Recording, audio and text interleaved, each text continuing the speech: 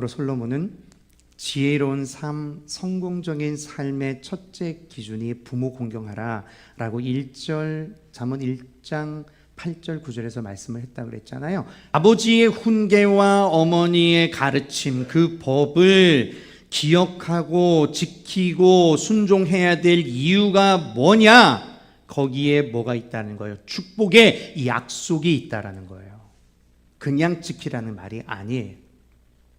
머리의 아름다운 관이라는 것은 은혜의 관이에요. 영광의 승리와 우두머리의 축복을 주시겠다라는 거예요.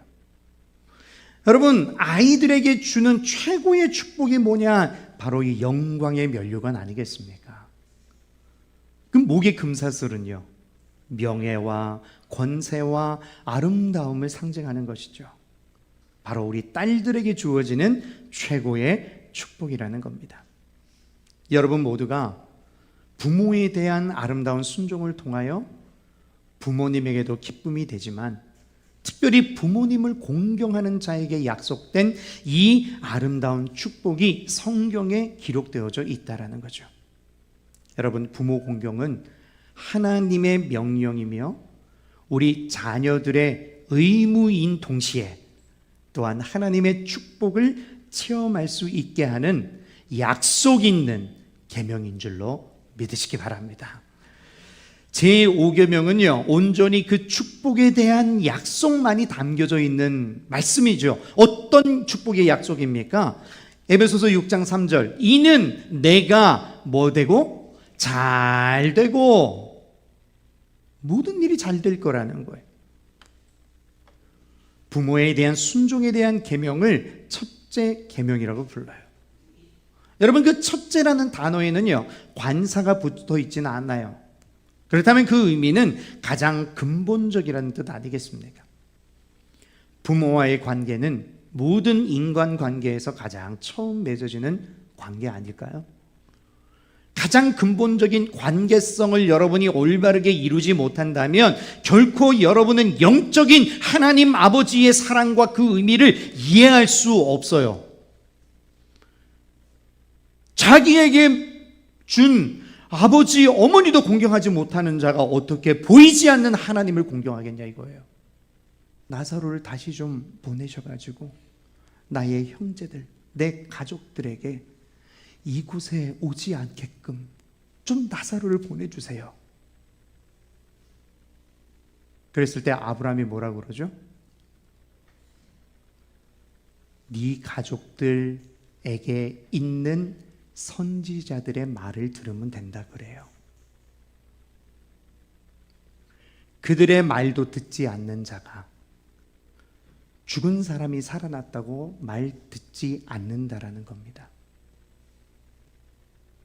여러분, 신앙이라는 것은, 그리고 교회라는 공동체는 영적인 곳이에요. 하나님께서 여러분들에게 그 말씀을 전하라고 세운 사람이 부족하지만 적고요. 그래서 여러분들이 제가 전하는 이 말씀을 여러분이 듣지 않으면 여러분들은 절대 하나님을 섬기는 사람들이 아닌 거예요. 눈에 보이지 않는 하나님, 눈에 보이는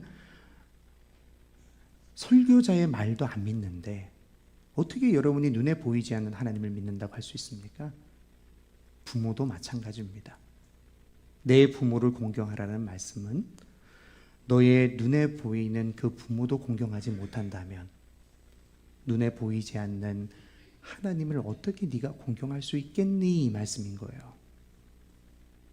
그리고 그렇게 공경할 때, 순종할 때 그 근본적인 계명을 잘 지킬 때 주어진 약속이 뭐예요? 네가 잘 되고 모든 일이 잘 될 것이다. 뭐예요 이게? 범사에 풍성한 축복을 주겠다는 거 아니에요? 두 번째, 무슨 축복 주십니까? 따라합시다. 장수의 축복을 주십니다.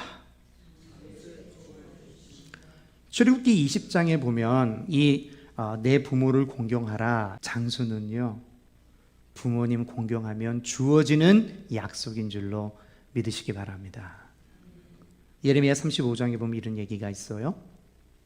레갑 족속이 이 포도주를 입에 대지 않고 마시지도 않았습니다. 그 이유는 뭐냐?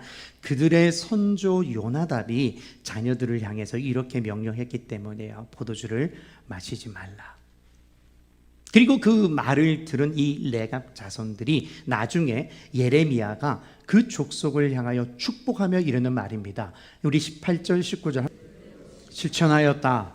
그러므로 나 만군의 주 이스라엘의 하나님이 말한다. 레갑의 아들 요나답의 자손 가운데서 나를 섬길 사람이 영원히 끊어지지 않을 것이다. 아멘. 여러분 가정에 여러분의 부모님이 혹시 편찮으신 분들도 계실 거고, 아무래도 연세들이 있으니까요. 일본의 동경에서 국제 심포지움이 있었는데 이런 통계가 나왔어요. 거동이 어렵게 된 부모를 어떻게 하면 좋으냐라는 질문을 던졌어요. 그랬더니 이 초등학교 5학년 아이들을 상대로 조사를 해봤는데 결과가 이렇게 나왔습니다. 양로원으로 보내드려야 됩니다 라고 대답했는데 일본 아이들이 24%, 영국의 아이들이 25%, 미국이 19%, 중국이 9%, 한국은 몇 %일까요?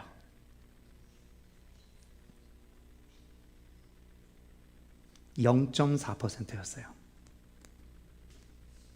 일반적으로는 거동이 어려운 부모를 양로원으로 보내라가 25%예요. 근데 한국은 아직도 그래도 0.4%라 이 한국은 정말 효에 관한 모범 국가가 아닌가. 물론 지금은 또 많이 바뀌었겠죠. 여러분, 우리 부모에게 최고의 효도가 뭘까? 가장 큰 효도는 예수 믿지 않는 부모님에게 돌아가시기 전에 예수 믿고 구원받아 천국에 가시도록 해드리는 일이 최고의 효도입니다. 만일 부모님이 전도를 안 받으시면 한 달을 금식을 해서라도 믿음 가지고 전도하는 열정을 여러분 가지셔야 돼요.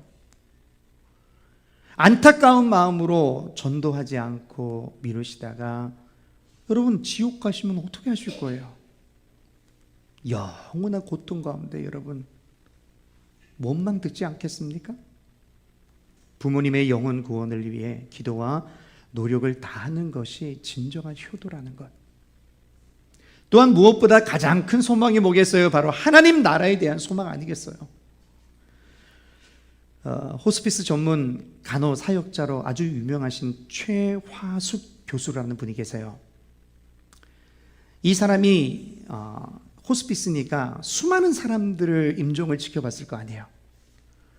사람이 죽어갈 때 나타나는 공통적인 현상이 있는데 죽기 직전에 우리 눈에는 보이지 않는 어떤 대상이나 존재를 본다 이렇게 얘기하더라고요.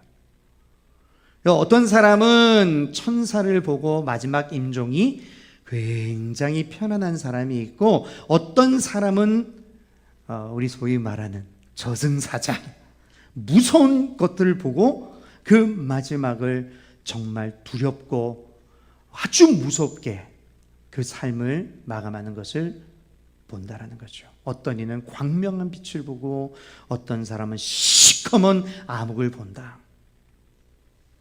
여러분, 이 땅의 삶은 우리의 죽음으로 끝나는 게 아니에요.